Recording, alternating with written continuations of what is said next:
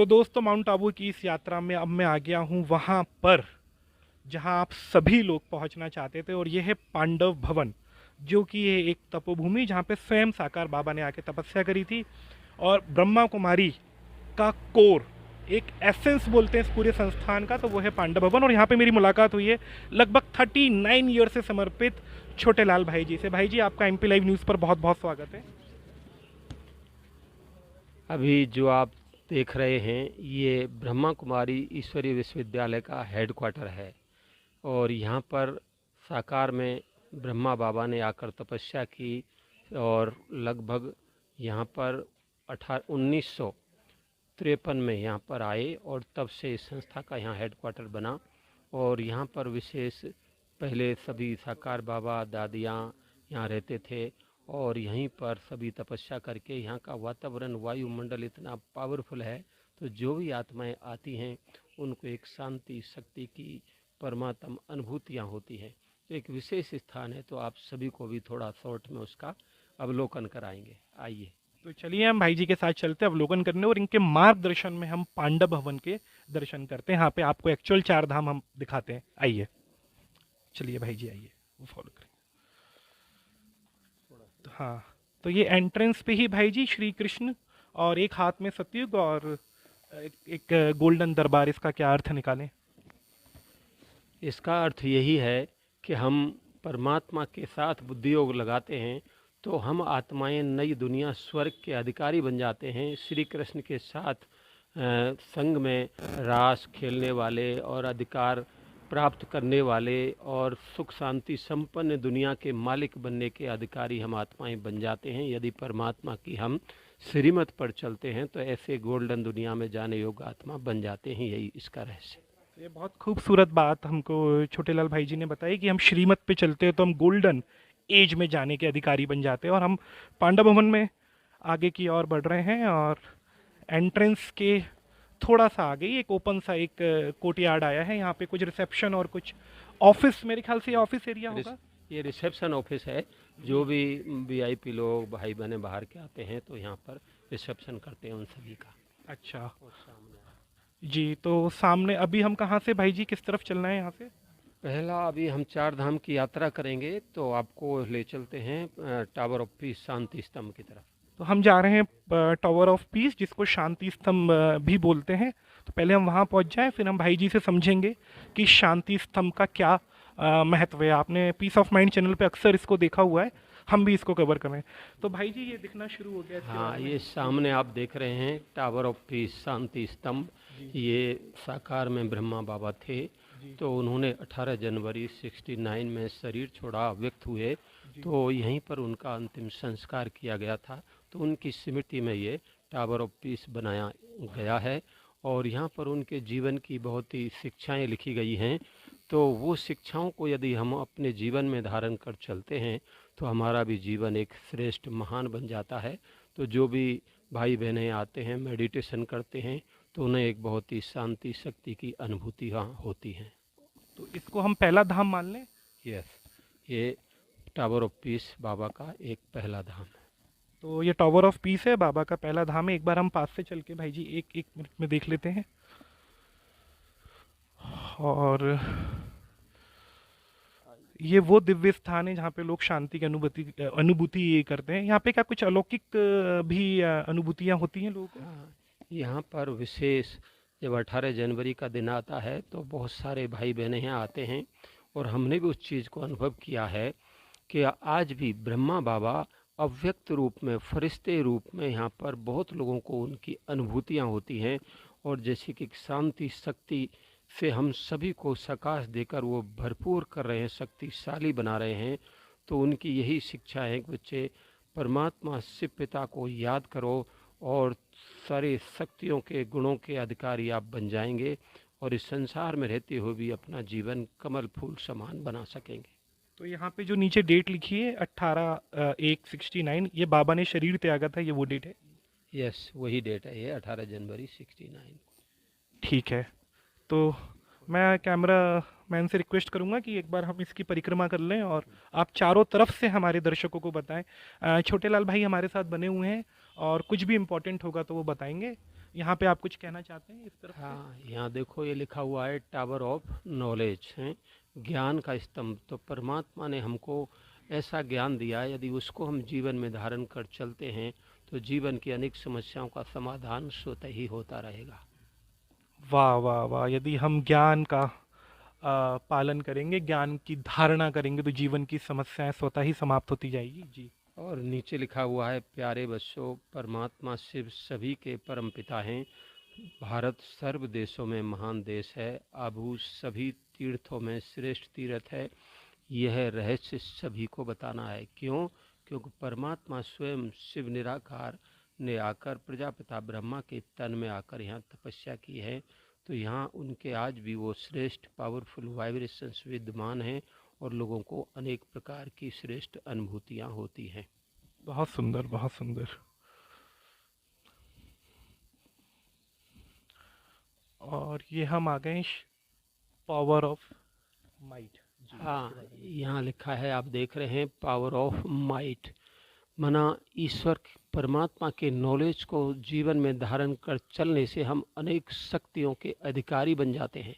क्योंकि परमात्मा सर्वशक्तिवान है। उसे जब हम याद करते हैं तो हमारे जीवन में अनेक दिव्य शक्तियाँ, महानताएँ आती हैं और हमारा जीवन शक्तिशाली बन जाता है। अनेक विघ्न परिस्थितियों को हम सहज पार कर सकते हैं। यहाँ पर आप देख रहे हैं, निश्चय यदि परमात्मा में है तो विजय हमारी निश्चित है। ज्ञान स्वरूप बनो, प्रेम स्वरूप बनो और शक्ति स्वरूप बनो। परमात्मा की श्रीमत पर चलेंगे तो निश्चित रूप से हमारा जीवन श्रेष्ठ सुख शांत में बन जाएगा।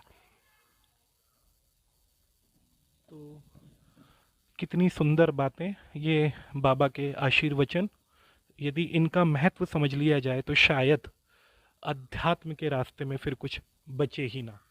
जी भाई जी, यहाँ पे। इधर आप देख रहे हैं टावर ऑफ पवित्रता।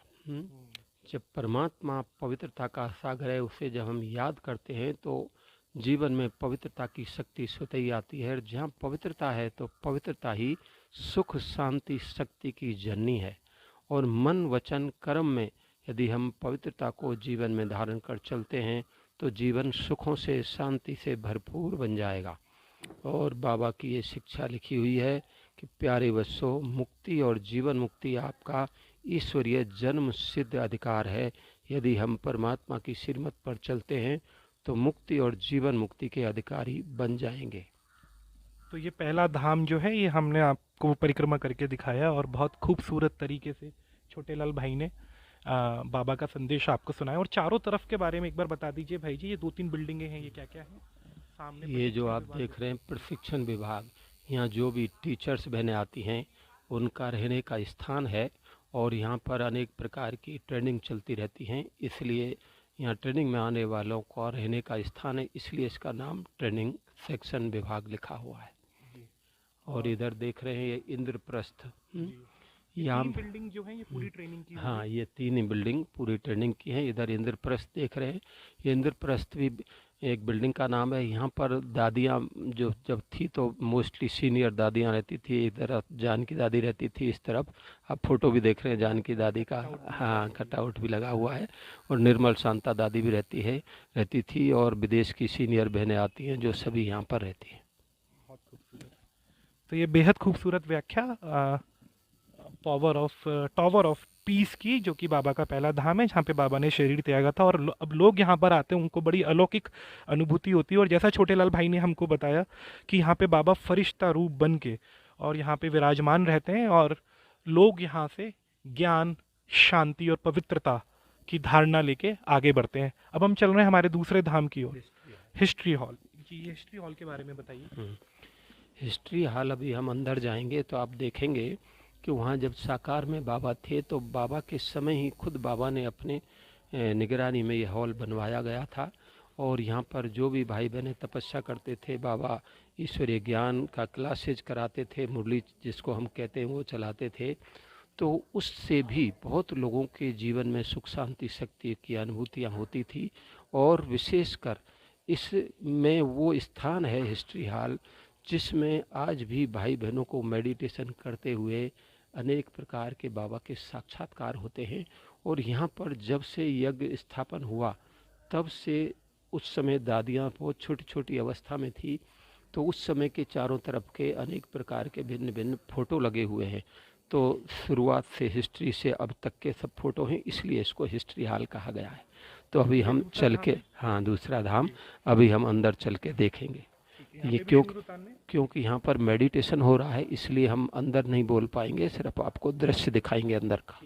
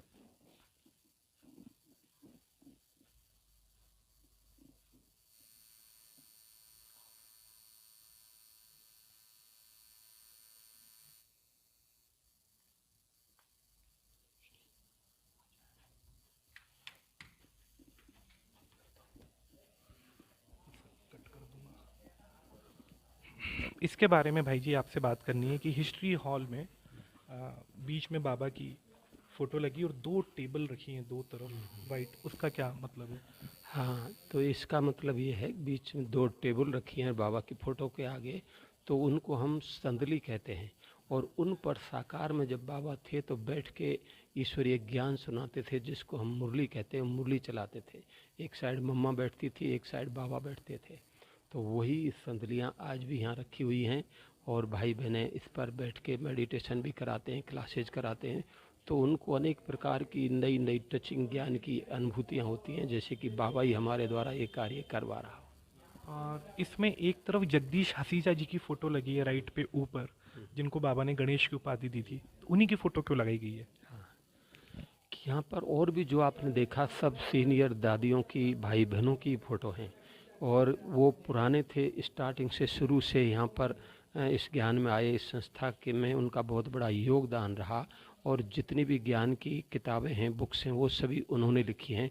तो इस संस्था को आगे बढ़ाने में उनका बहुत बड़ा सहयोग रहा, तो इसलिए उनकी फ़ोटो लगी हैं कि उनसे हम ऐसी अनेक दिव्य प्रेरणाएं लेकर हम भी अपना जीवन महान बना सकें। तो उनसे दिव्य प्रेरणा लेकर हम भी अपना जीवन महान बना सके। जगदीश हसीजा जी, यदि आपने उनकी महाभारत नहीं पढ़ी तो पढ़ लीजिए, तभी आपको सही ज्ञान मिलेगा। अब हम चल रहे हैं हमारे तीसरे धाम की तरफ, बाबा का कमरा जी। थोड़ा सा यहीं से गाइड करते हैं। हाँ, तो ये आप सामने आप देख रहे हैं, इसको मधुबन का, पांडवन का आंगन भी कहते हैं। और सामने मेडिटेशन हॉल भी है, वहाँ भी सुबह शाम मेडिटेशन होता है। और अभी हम जा रहे हैं बाबा के कमरे की तरफ, वहाँ पर सभी मेडिटेशन करते हैं और अनेक दिव्य अनुभूतियाँ होती हैं। ये भी रात को, हाँ, तो सबको ये स्मृति दिलाते हैं, जो भी आते हैं, शिव बाबा अर्थात परमात्मा को याद करो तो बहुत ही सुख शांति शक्ति की अनुभूतियाँ होंगी। और ये है बाबा का कमरा, जिसको मेडिटेशन रूम कहते हैं। तो यहाँ पर भी मेडिटेशन चल रहा है।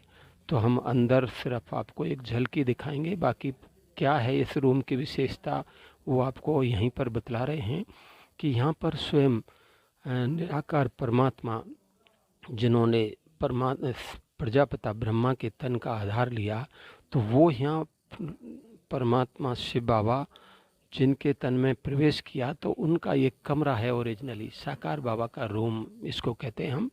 तो आज भी यहाँ पर उनका ट्रांसलाइट का फ़ोटो रखा हुआ है, और उस फोटो से बहुत भाई बहनों को अभी भी ये अनुभव होता है कि बाबा अव्यक्त नहीं हुए हैं, साकार में हैं। अभी भी हम उनसे सन्मुख मिलन मनाते हैं, और अनेक प्रकार की गुण शक्तियाँ महानताएँ की अनुभूतियाँ होती हैं। और साकार में जिन्होंने निराकार परमात्मा ने जिनके तन में आधार लिया, तो पुराने भाई बहन अभी भी अनुभव करते हैं कि बाबा सन्मुख हमारे पास हैं, हमारे साथ हैं, और हम उनसे बात कर रहे हैं।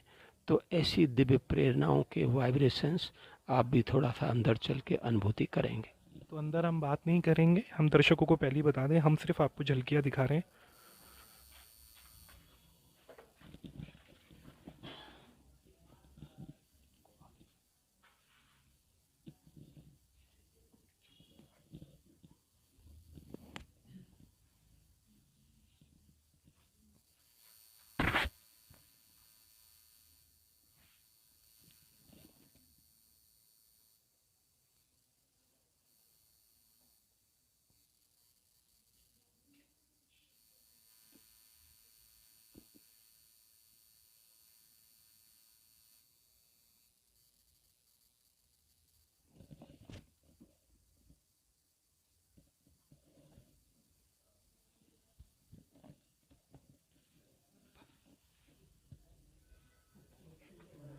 तो आप सभी ने देखा बाबा के कमरे में एक साइड घुसते ही बाबा की चारपाई, जिस पर बाबा सोते थे, वो चारपाई रखी हुई है, और दूसरी साइड को एक गद्दा बिस्तर जैसा लगा हुआ है। उस पर बैठ के बाबा सभी को मिलते थे और अनेक समस्याओं का समाधान भी देते थे, शिक्षाएं देते थे। ये था बाबा का कमरा। इस कमरे में भी लोगों को अलौकिक अनुभूतियाँ होती हैं, ऐसा लगता है कि बाबा स्वयं सो रहे हैं।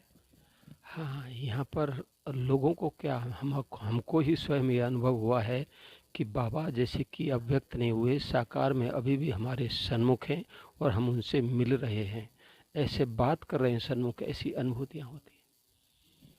तो ये था तीसरा धाम, ये एक्चुअल चार धाम हमारी ऑडियंस के लिए, और कंटिन्यू छोटे लाल भाई हमारे साथ बने हुए हैं, और अब हम चल रहे हैं अंतिम धाम, चौथे धाम की तरफ। जी। चौथा धाम ये है बाबा की झोंपड़ी, जहाँ पर बाबा बैठ के तपस्या करते थे, और अनेक भाई बहनों को इशारे देते थे, कुछ नई प्रेरणाएं देते थे जीवन को श्रेष्ठ बनाने के लिए, आगे बढ़ने के लिए। तो और ऊपर की तरफ देख रहे हैं आप, ये पहले थी यहाँ अंगूर की बेलें, और बाबा ने स्वयं अपने हाथ से अंगूर की बेलें लगाई थी, लेकिन वो तो बहुत पुरानी बात हो गई, तो वो अंगूर की बेलें तो ख़त्म हो गई, लेकिन अब ये फूलों की बेलें हैं। तो बाबा के समय की लगाई हुई बेलें हैं ये? नहीं, ये नहीं थी, अंगूर की बेलें थी। अच्छा। ये तो वो ख़त्म हो गई, उसके बाद का लगाया है। लेकिन ये जो वाला पेड़ है, ये आम का पेड़, साकार बाबा के हाथ का लगाया हुआ आम का पेड़ है ये। अच्छा, ये वाला जो हाँ, ऊपर ऊंचा सा, यस, पूरा जो है, उसके नीचे कैमरा भी लगा है। हाँ, जिसके नीचे कैमरा लगा है, ये साकार बाबा के हाथ का लगाया हुआ आम का पेड़ है। तो बहुत ही इसके मीठे आम निकलते हैं इससे, तो ये विशेष स्थान है। अब इस सीजन में आम कहाँ मिलेंगे, लेकिन जिस तरीके से आपने बताया तो जिस तरीके से आपने बताया तो मन हो गया कि बाबा का एक आम तो बनता है। और ये कुटिया में ध्यान चल रहा है, तो आप यहीं बता दें जो भी बताना है। ये फोटो दिखाई दे, ये जो आप सामने देख रहे हैं, ये है बाबा की झोंपड़ी। क्योंकि यहाँ भी लोग मेडिटेशन कर रहे हैं, इसलिए हम अंदर नहीं बोल पाएंगे, तो यहीं से आप लोगों को बतला रहे हैं कि यहाँ पर बैठ के बाबा भाई बहनों को मिलते थे, पत्र लिखते थे और तपस्या करते थे। तो यहाँ पर जो भी भाई बहनें आते हैं, मेडिटेशन करते हैं, तो उनको भी एक बहुत ही दिव्य अनुभूतियाँ होती हैं, अलौकिक प्रेरणाएँ मिलती हैं, और अनेक प्रकार के इशारे मिलते हैं। और ये भी एक विशेषता है इस झोंपड़ी की कि जो भी यहाँ आते हैं, उनकी कोई समस्या होती है, तो वो यहाँ एक चिटकी में कागज़ में लिख के, और यहाँ बॉक्स है एक, उसमें डाल देते हैं, तो उनकी समस्याएं ख़त्म हो जाती हैं। बहुत लोगों की ऐसी अनुभूतियाँ हैं। तो बॉक्स भी आप सामने देख रहे हैं, नहीं इधर, ये जो बाबा के लिए पत्र लिखा हुआ है, ये बॉक्स है, उसमें पत्र लिख के डालते हैं तो उससे भी लोगों की अनेक समस्याएं समाधान हो जाती हैं। अभी हम अंदर चल के देखते हैं।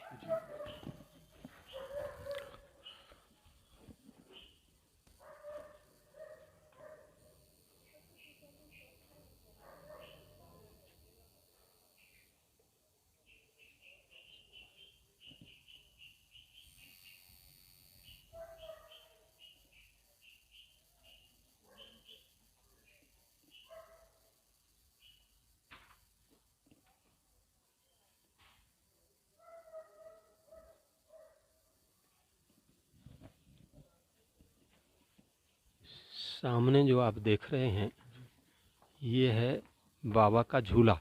इस पर बाबा बैठ के, मम्मा बाबा और कुछ भाई बहनें जो बाबा के साथ हम मिलते थे, वो वहाँ पर बैठ के बाबा झूला झूलाते थे उनको। तो यहाँ पर भी बड़ी अनेक दिव्य प्रकार की अनुभूतियाँ लोगों को होती हैं। तो आज भी वही झूला यहाँ पर लगा हुआ है। तो ये थे हमारे चार धाम, एक्चुअल चार धाम, जहाँ पे सबसे पहले हम गए थे, जहाँ बाबा की समाधि हम उसको बोलते हैं, जहाँ पे उन्होंने अपना शरीर त्यागा था। दूसरा फिर हिस्ट्री हॉल। थर्ड नंबर पे हम गए थे बाबा के कमरे में, वहाँ पे हमने आपको बाबा का बिस्तर भी दिखाया। और लास्ट में बाबा की कुटिया, जहाँ बैठकर बाबा लोगों को पत्र लिखा करते थे। और छोटेलाल भाई ने बताया कि इस कुटिया की ये मान्यता भी है कि लोग आते हैं यहाँ पे अपनी समस्याएं एक कागज़ पे लिख के, एक पत्र, बाबा को पत्र लिखते हैं और एक बॉक्स से उसमें डाल देते हैं।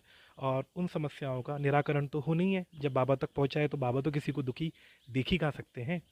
कुल मिला के आपको ब्रह्मा कुमारी से तो जुड़ना ही होगा। और जब भी आप यहाँ आए तो पांडव भवन, वो स्थान, वो तपोभूमि जहाँ से बाबा ने यहाँ पे आके लोगों को तप सिखाया, राजयोग सिखाया, और आज दुनिया में जितनी भी खुशहाली है, जितने भी लोग ब्रह्मा कुमारी से जुड़े हैं, उसका कोर पांडव भवन ही है। जी छोटेलाल भाई।